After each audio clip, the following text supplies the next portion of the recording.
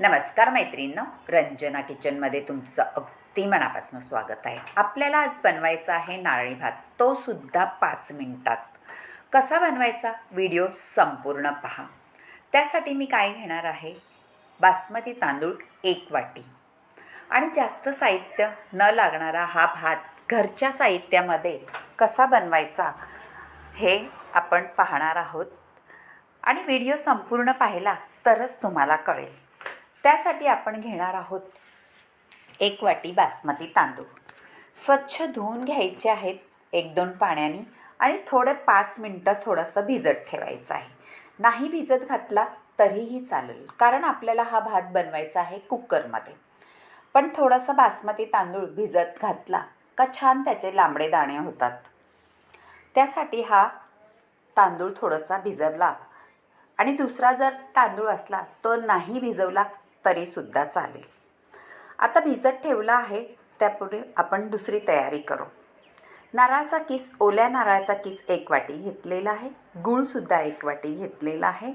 बेदाणे आहेत, काजू आणि आपले बदाम, थोड्याशा बिया घेतलेल्या आहेत आपल्या टरबुजाच्या आणि कलिंगडाच्या.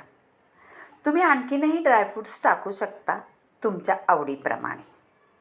आता काय करायचं आहे, आपल्याला कुकर ठेवून घ्यायचं आहे. आपल्याला कलरचा वापर करायचा नाही मैत्रिणींनो. घरच्या साहित्यामध्ये हा भात बनवायचा आहे. त्यामुळे कुकरमध्ये 2 चमचे असे तूप घालायचं आहे.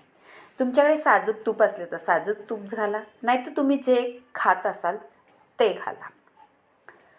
आता हे थोडंसं गरम झाल्यानंतर आपल्याला त्यामध्ये घालायचं आहे बडीशोप. मैत्रिणींनो, बडीशोप घातली का इतका स्वाद छान येतो ह्या भाताचा. थोडं गरम होऊ द्या, नंतर घाला. आता बडीशेप घालून घ्यायची आहे. थोडी तडतडली का त्यामध्ये आपल्याला लवंगा, मिरा, दालचिनी असं हे घालून घ्यायचं आहे. तुमच्याकडे अख्खी वेलची असेल तीसुद्धा घाला, कारण ह्या खडा मसाल्याने छान सुगंध येतो. आता हे घातलेले आहेत मनुके. मनुके आहेत काळे. बदाम, काजू हे सुद्धा आपल्याला तुपामध्ये छान परतून घ्यायचे आहेत. मी अख्खेच टाकलेले आहेत. तुम्हाला जर तुकडे करून घालायचे असले तेही चालतील. माझ्याकडे काळे मनुके होते, तुमच्याकडे दुसरे पिवळसर असतात तेही घालू शकता.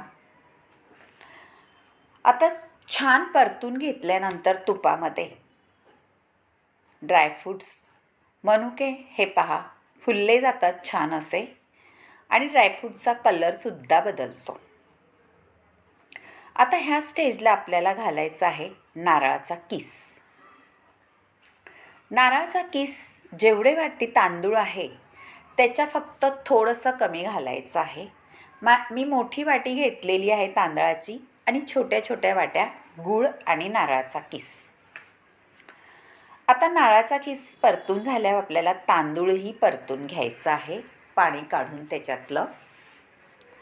तुपात हे सगळं परतल्यानंतर भात अगदी मोकळा सटसटीत, वेगवेगळे दाणे असे दिसतील तुम्हाला आणि खायलाही तेवढाच चविष्ट.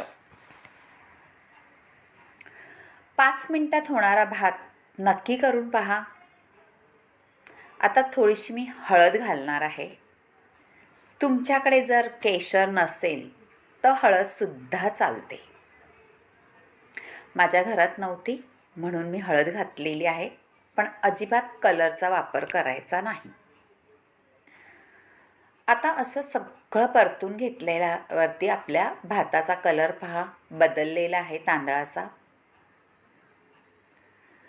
आता आपण गूळ घालायचं आहे. गूळ घातल्यानंतर थोडंसं परतून घ्यायचं आहे. जास्त हलवत राहायचं नाही.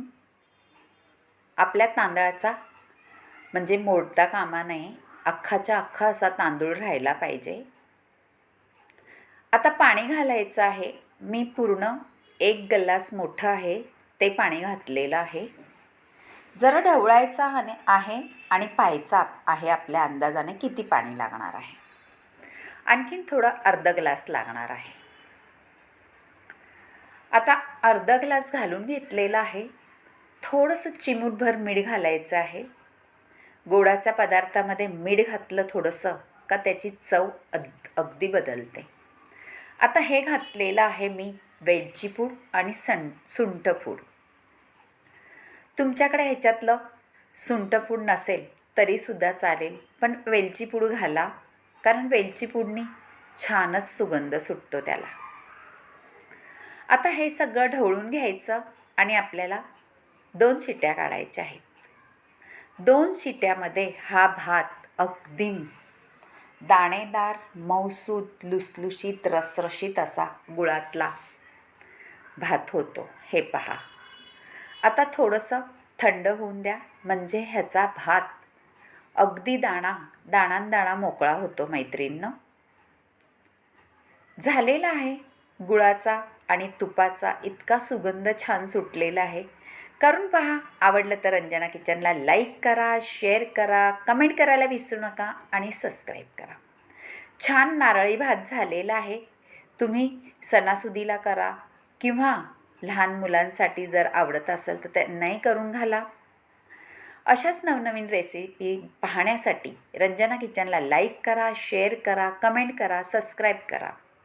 जर माझ्या रेसिपी तुम्हाला आवडत असल्या तर कुठून पाहता हे सुद्धा सांगा. आता पहा किती सुंदर दिसतोय ना आपला भात. कलरबाज झालेला आहे. वाढून घेतलेला आहे. आणि आवडला तर जरूर तुमच्या मैत्रिणीसोबतसुद्धा हा रेसिपी शेअर करा. करून पहा. बाय मैत्रिणींनो. भेटूया अशाच नवनवीन रेसिपीमध्ये. तोपर्यंत बाय बाय.